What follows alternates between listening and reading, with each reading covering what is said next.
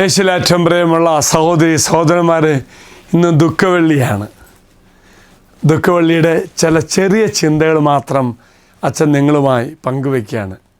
ദുഃഖവെള്ളി യേശു ക്രിസ്തുവിൻ്റെ ഗാഗുൽത്തായിലെ കുരിശുമരണത്തിൻ്റെ അനുസ്മരണമാണ് ദുഃഖവെള്ളി.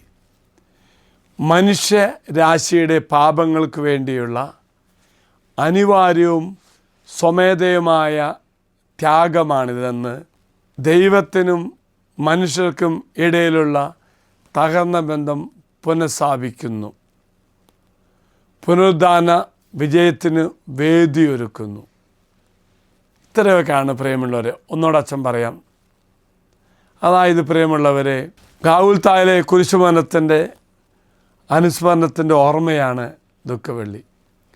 വീണ്ടും നമ്മൾ ചിന്തിച്ച പോലെ നമ്മുടെയൊക്കെ മനുഷ്യരാശിയുടെ പാപങ്ങൾക്ക് വേണ്ടിയുള്ള, അതായത് നമ്മുടെ പാപങ്ങൾക്ക് വേണ്ടിയുള്ള അനിവാര്യവും നിർബന്ധമായ സ്വമേധ ഉള്ളതുമായ ത്യാഗമാണിത്. അപ്പോൾ യേശു ത്യാഗമായി എടുക്കുന്നു അവൻ്റെ കുരിശുമരണത്തോടെ നമ്മെ രക്ഷിക്കുവാൻ. അപ്പോൾ കുരിശുമരണത്തോടെ നമ്മൾ രക്ഷിക്കണമെങ്കിൽ അത് നമ്മൾ സ്വീകരിക്കണം. ആ തരത്തിലൊരു മനോഭാവം നമ്മൾ പുലർത്തുമ്പോഴാണ് കുരിശിലെ മരണം നമുക്ക് രക്ഷയായി മാറുന്നത്. ഒപ്പം തന്നെ മനുഷ്യർക്കും ദൈവത്തിനും ഇടയിലുള്ള ബന്ധം പാപം ചെയ്തോട് തകർക്കപ്പെട്ടുവെങ്കിൽ കുരിശുമരണത്തോടുകൂടി ആ ബന്ധം പുനഃസ്ഥാപിക്കുന്നു. ആത്യന്തികമായി ദൈവത്തിൻ്റെ ഒരു സ്നേഹപ്രവൃത്തിയാണ് എന്ന് നമ്മെ ഓർമ്മിപ്പിക്കുന്നു കുരിശിലെ മരണം. അതുപോലെ പാപപരിഹാരം, ദൈവത്തിൻ്റെ യഥാർത്ഥമായ കുഞ്ഞാടായ യേശു പഴയ നിയമ പ്രവചനവും പ്രായശ്ചിത്തത്തിനുമായുള്ള നിയമപരമായ ആവശ്യകത നിറവേറ്റിക്കൊണ്ട് ലോകത്തിൻ്റെ പാപങ്ങൾ സ്വയം ഏറ്റെടുത്തു.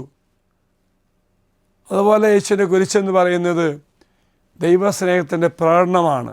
നമ്മോടുള്ള സ്നേഹത്തിൻ്റെ പരമോന്നതമായ തെളിവാണ്. മറക്കരുത്, കുരിശിലെ മരണം എന്ന് പറയുന്നത് മനുഷ്യവംശത്തോട് ദൈവത്തോട് കാണിക്കാവുന്ന ഏറ്റവും വലിയ പരമോന്നതമായൊരു സ്നേഹമാണ്.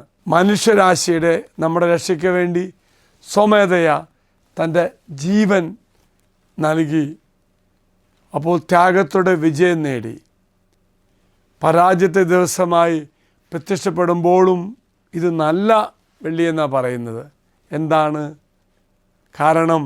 അത് മരണത്തിൻ്റെയും പാപത്തിൻ്റെയും പരാജയ തുടക്കമിട്ടു. മറക്കരുത്, നല്ല വെള്ളി എന്ന് പറയുന്നത് അത് മരണത്തിൻ്റെയും പാപത്തിൻ്റെയും പരാജയത്തിന് തുടക്കമിട്ടു.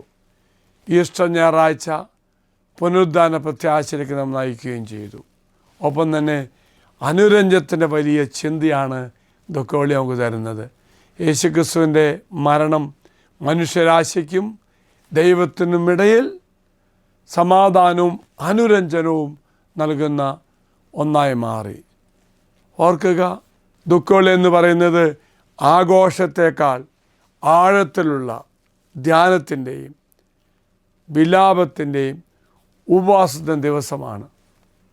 കൂടാതെ പ്രിയമുള്ളവരെ, ദുഃഖവെള്ളി യേശുവിൻ്റെ ക്ഷമ പ്രകടമാക്കുന്ന 7 അവസാന വാക്കുകൾ, യേശുവിലേക്ക് നോക്കി പറഞ്ഞ 7 വാക്കുകൾ.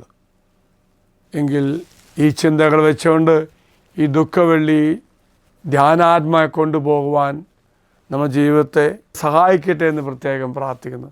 മറക്കരുത്, യേശുവിൻ്റെ മരണവും ത്യാഗവും ദൈവത്തിൻ്റെ സ്നേഹത്തിൻ്റെ പ്രകടനവും എല്ലാം ധ്യാനിച്ചുകൊണ്ട്, കുരിശിൽ കിടന്നുകൊണ്ട് അവൻ പറഞ്ഞ 7 വാക്കുകളും കുരിശിലേക്ക് നോക്കി മറ്റു മക്കൾ പറഞ്ഞ 7 വാക്കുകളും ധ്യാനിച്ചുകൊണ്ട് ഈ ദുഃഖവെള്ളി മനോഹരമാക്കുവാൻ ദൈവം നമ്മെ സഹായിക്കട്ടെ എന്ന് പ്രാർത്ഥിക്കുന്നു. അച്ഛനീശ്വര ആശീർവാദം. കർത്താവായ ദൈവമേ, നിൻ്റെ മഹത്വപൂർണ്ണമായ ഉദ്ധാനത്തൊരുക്കത്തിനായി ഞങ്ങൾ ഒരുങ്ങുമ്പോൾ ദുഃഖവെള്ളിയുടെ ഓർമ്മകൾ എൻ്റെ മനസ്സിലേക്ക് കൊണ്ടുവരുന്ന ചിന്തകൾ ആഴത്തിൽ ധ്യാനിച്ചുകൊണ്ട് ഈ ദിവസം സമയം ചെലവഴിക്കുവാൻ കർത്താവെ ഞങ്ങളെ സഹായിക്കണമേ. നമ്മുടെ കർത്താവായ ശമിശാകൃപയും പിതാവായ ദൈവത്തിൻ്റെ സ്നേഹവും പരിശുദ്ധാത്മാവിൻ്റെ സഹവാസവും കൂടെ ഉണ്ടായിരിക്കട്ടെ, ഇപ്പോഴും എപ്പോഴും എന്നേക്കും. ആമീൻ. ഒരു നല്ല ദിവസം ആശംസിക്കുന്നു. Praise the Lord.